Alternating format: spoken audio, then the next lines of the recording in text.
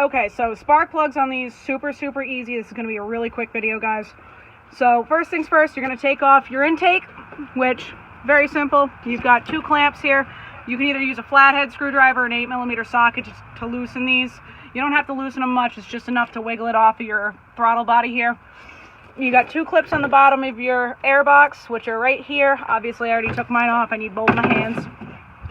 This is an inline 5, so with these being an inline 5, all of your spark plugs, your coil packs, everything is right here and right up top. You got a ton of room to work, so it's a definite positive. If this is your first time changing spark plugs, this is definitely the good first experience you're going to want. You're only going to need a couple things for this outside of that flathead. You're also going to want 10mm socket. Okay. You're going to want a longer extension, probably, say an 8-inch would probably be best, along with your 5/8 spark plug socket. So I'm going to show you these coil packs here. When you go to take these off, each of the clips on this is going to have these locks right here. So you're actually going to have to push in on this center part right here with a flathead and pull that out before you can push on this right here to release the clip that goes to your ignition coil.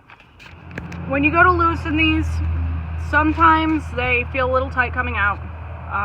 You're going to want to go left, right if that's the case, just so that way you don't break it off in the head, because that is just not, no one wants to do that. It does not happen often, but it still does. So if it feels like it's really tight coming out, you know, loosen it, tighten it slowly, so that way you don't end up breaking your spark plug in the head. So this I just changed out. Unfortunately, I'm not going to be able to show you pulling these out very much.